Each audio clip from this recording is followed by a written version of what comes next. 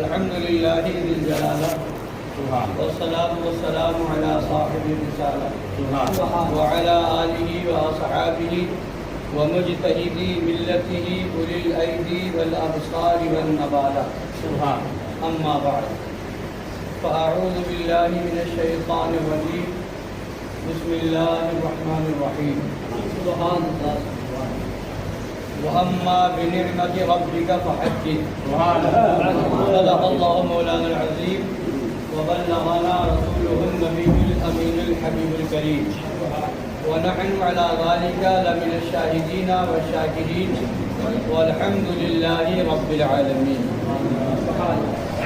سنیم من علی اللہ اکبر می زنم زم زبو بکر عمر عثمان حیدر می زنم قادریم نعرے یا غوث اعظم می زنم زم شیخ احمد رضا خان قطب عالم می زنم رضویم من نعرے یا اعلی حضرت می زنم زم شیخ حشمت علی خان فرد عالم می زنم.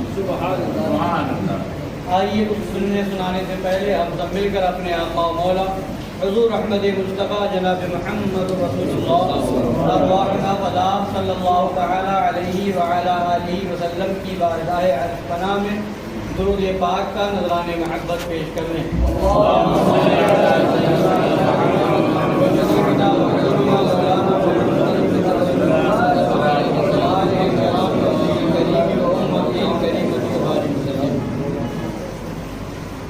آج کا مبارک دن بہت خوشی و مسرت کا دن ہے. نام ہی عید کا دن ہے. عید کا معنی ہی خوشی ہوتا ہے اور خوشی منائی جاتی ہے اللہ کی نعمت کے ملنے پر. حضرت عیسیٰ علی نبینا وعلیہ الصلوۃ والتسلیم نے خدا کی بارگاہ میں دعا کی تھی ربنا انزل علینا مائدۃ من السماء تکون لنا. اے مولا ہمارے اوپر آسمان سے دسترخوان نازل فرما.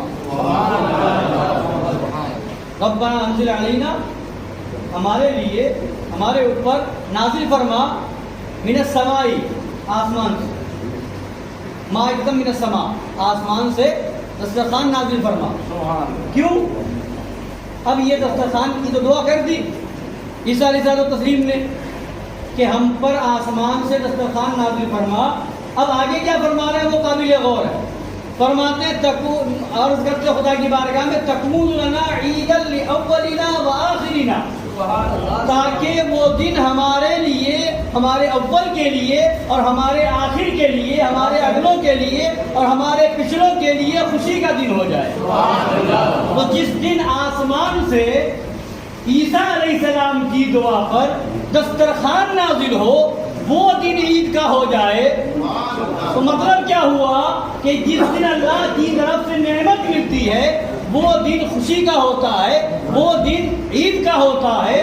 تو یہ آج ہم عید کیوں منا رہے ہیں؟ یہ عید اس کو عید کیوں کہتے ہیں، عید کیوں مناتے ہیں؟ اس پر بھی غور کرنے کی چیز ہے کہ عید سے پہلے ایک مہینہ دیا گیا جس مہینے میں روزہ رکھنے کا حکم دیا گیا، تراویح پڑھنے کا حکم دیا گیا، جس مہینے کے اندر اور عبادات کا حکم دیا گیا. اور وہ مہینہ اس لیے دیا گیا خدا فرماتا لعلکم تتقون، تاکہ تم پرہیزگار بن جاؤ، تاکہ تم متقی بن جاؤ.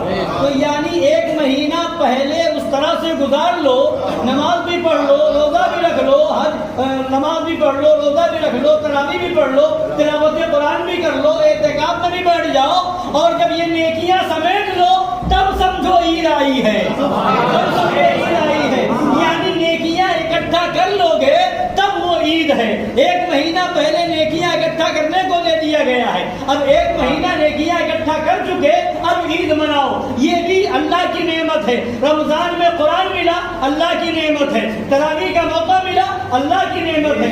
اعتکاف میں بیٹھنے کا موقع ملا اللہ کی نعمت ہے. روزہ رکھنے کا موقع ملا اللہ کی نعمت ہے. ایک کے بدلے میں 70 گنا ثواب زیادہ ملا اللہ کی نعمت ہے. اللہ نے پورے مہینے میں آپ کو مالا مال کیا.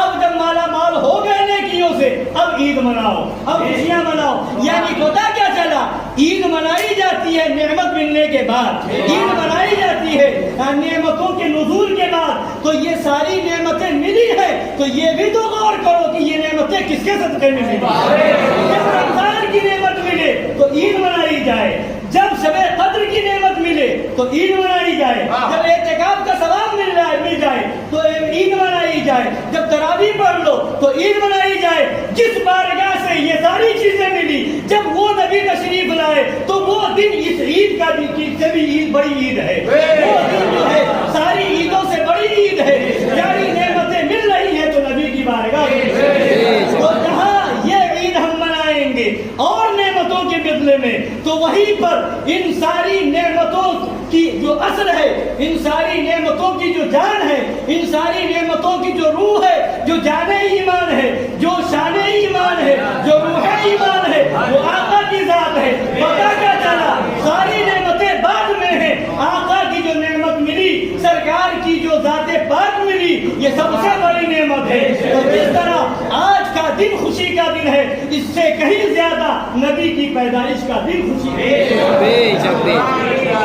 سب سے بڑی عید تو مومن کے لیے وہ ہے, نثار رہی چہل پہل پر ہزار عید ربیع الاول, سوائے ابلیس کے جہاں میں سبھی کو خوشیاں منا رہے ہیں. تو یہ بھی عید ہے, عید الاضحیٰ بھی عید ہے, مگر یہ سب عید نبی کے صدقے میں.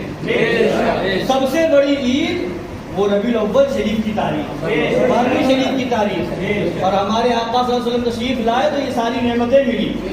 اور جب تشریف لیے گئے تو میرے آقا صلی اللہ علیہ وسلم نے کیا فرمایا, صحابہ کرام کو دنیا میں چھوڑ گئے اور اہل بیت کو چھوڑ گئے, اور قرآن پاک اور اپنے اقوال مبارکہ حدیث مبارکہ کو چھوڑ گئے. یہ ہماری رہنمائی کے لیے. سرکار نے یہ نہیں فرمایا تھا کہ میرے بعد تم عرب والوں کو دیکھتے رہنا, میرے بعد میرے خاندان قریش والوں کو دیکھتے رہنا, میرے بعد تم جو ہے اور لوگوں کو دیکھتے رہنا کس طریقے پر ہے. بلکہ سرکار نے کیا فرمایا تھا, دو چیز صحابہ کے بارے میں فرمایا, اہل بیت کے بارے میں فرمایا. ایک مقام پر صحابہ کے بارے میں ہے, علیکم بسنتی و سنت خلفاء راشدین, کہ تم پر لازم ہے میری سنت اور میرے خلفاء راشدین کی سنت. تم پر یہ لازم ہے, جو ان کا طریقہ ہے اس کو اختیار کیے رہنا.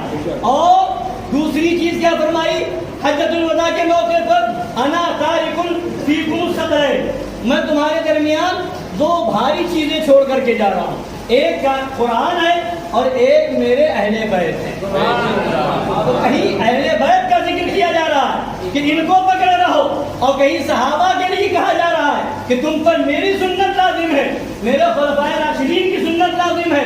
اور پھر نبی نے اپنے صحابہ کے بارے میں فرمایا, اصحابی کالنجوم فبأیہم اقتدیتم اہتدیتم, میرے سارے صحابہ ستاروں کی طرح ہے, ان میں سے جس کی پیروی کرو گے ہدایت پا جاؤ گے. اور اپنے اہل بیت کے بارے میں فرمایا, میرے اہل بیت حضرت نوح علیہ السلام کی کشتی کی مانند ہے, جو اس میں بیٹھ جائے گا ہدایت پا جائے گا, اور جو اس سے نیچے رہ جائے گا ہلاک ہو جائے گا. یعنی کہیں صحابہ کا دامن تھامنے کی تاکید, کہیں اہل بیت کے دامن تھامنے کی تاکید. تو سنیوں کا طریقہ یہی ہے کہ صحابہ کا دامن بھی ہاتھ میں ہے, اہل بیت کا دامن بھی ہاتھ میں ہے, اور جو صحابہ سے کٹے وہ بھی جہنمی ہے, جو اہل بیت سے کٹے گا وہ بھی جہنمی ہے. اور عید کا دن جو ہے اسی کے لیے ہے جو نبی کے فرمان پر عمل کر رہا ہوگا. یعنی عید جو ہے اس کے لیے ہے جو صحابہ کو بھی مانے, اہل بیت کو بھی مانے ہے, اور جو صحابہ کا دامن چھوڑے اس کے لیے بھی عید نہیں, جو اہل بیت کا دامن چھوڑے اس کے لیے بھی عید نہیں ہے. عید ہے وہ اہل سنت کے لیے ہے, جس کے ہاتھ میں صحابہ کا بھی دامن ہے, اہل بیت کا بھی دامن ہے. تبھی فرمایا اہل سنت کا ہے بیڑا پاک, اصحاب حضور قدم ہے اور ناؤ ہے رسول اللہ.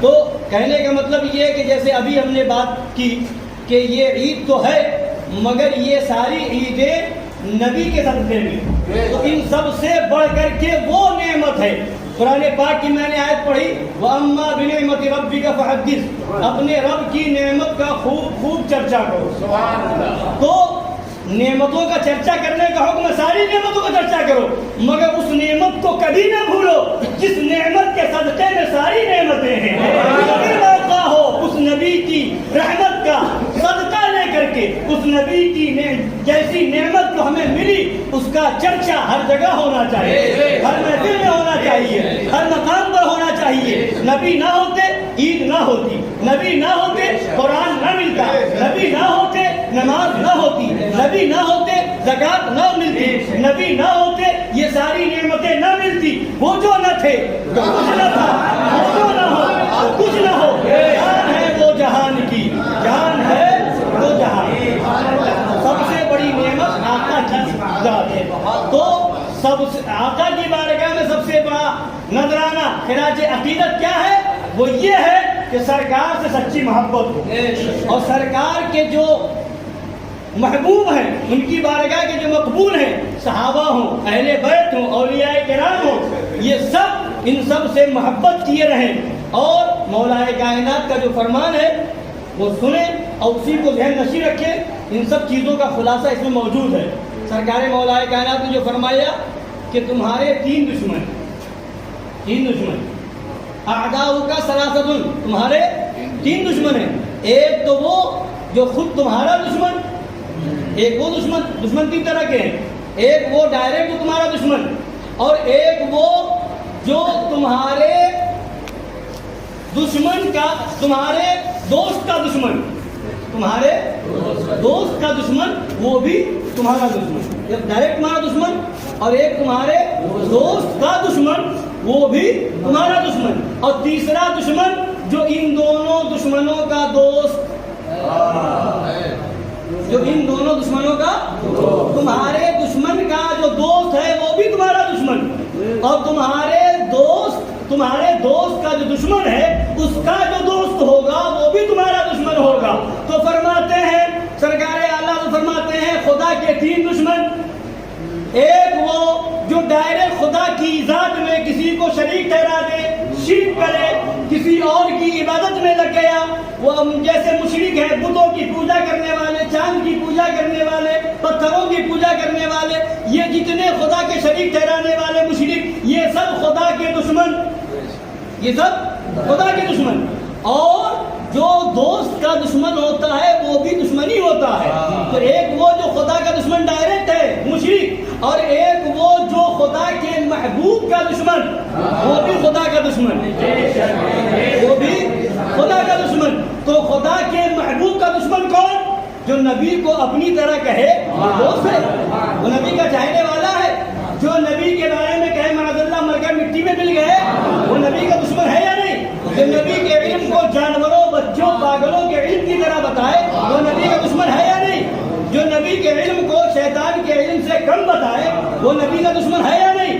جو نبی کے بارے میں تقویۃ الایمان میں اسماعیل دہلوی لکھے معاذ اللہ کہ وہ اپنی بیٹی فاطمہ کو جہنم سے نہیں بتا سکتے معاذ اللہ، تو وہ نبی کا دشمن ہے یا نہیں؟ تو یہ دشمن رسول بھی دشمن خدا ہے. تو خدا کے دو دشمن ہوں گے، ایک وہ جو ڈائریکٹ خدا کی بارگاہ، خدا کی ذات میں یا صفات میں کسی کو شریک ٹھہرائے، مشرک، وہ خدا کا دشمن. اور جو نبی کا دشمن وہ بھی خدا کا دشمن. اور جو ان دشمنوں سے دوستی کرے، جو ان دشمنوں سے دوستی کرے یعنی مشرکوں سے دوستی نبھانے والا بھی خدا کا دشمن ہوگا، اور جو وہابیوں سے دوستی نبھائے گا وہ بھی خدا کا دشمن ہوگا. لہذا اگر چاہتے ہو کہ عید کے موقع پر خوشی منانے کے لیے ایمان و عقیدہ صحیح کرو تو سب سے پہلے یہ ضروری ہے خدا کے دشمنوں کو پہچان کر کے ان سے الگ ہو جاؤ، اور دشمنوں سے ملے رہو گے. پھر کہو کہ ہم ایمان والے ہیں، پھر کہو کہ ہم خدا کی بارگاہ میں سجدہ کرنے والے ہیں، پھر کہو کہ ہم روزہ رکھنے والے ہیں، پھر کہو تراویح پڑھنے والے ہیں، اعتکاف کرنے والے ہیں. تو یہ سب بیکار ہے. ان دشمنوں سے دوری ہوگی تو خدا کی بارگاہ میں قرب حاصل ہوگا. اور اگر یہاں سے قرب ہوگا، یہاں دوری نہیں ہوگی، ان سے دشمنی نہیں ہوگی، ان سے نفرت نہیں ہوگی، تو خدا کی بارگاہ میں قرب نہیں مل سکتا. نمازیں بعد میں، روزہ بعد میں، حج بعد میں، زکات بعد میں، اور نبی سے محبت سب سے پہلے ہے، خدا کی بارگاہ کے محبوبوں سے محبت سب سے پہلے ہے۔ یہ ساری چیزیں بھی انہی کے لیے ہیں، عید بھی انہی کے لیے ہے جو ان دشمنوں کو دشمن سمجھے، ان کے دشمن کا جو دشمن نہیں، سچ کہتا ہوں دعویٰ بے اصل ہے، جھوٹی ہے محبت کی۔ اللہ تعالیٰ ہم سب کو سچا پکا سنی صحیح عقیدہ ایمان والا بنائے اور اسی عشق رسول پر زندگی عطا فرمائے، اسی پر ہم سب کو خاتمہ بالخیر نصیب فرمائے۔ اب تیاری نماز کی ہے، ٹائم سے جو دیا گیا تھا 7:30 کا، اس سے 15 منٹ زائد ہو چکے ہیں، 7:45 کا ٹائم ہو گیا۔ اب نماز کا طریقہ اور نیت سماعت کر لیں اور اس کے بعد نماز پڑھ لیں۔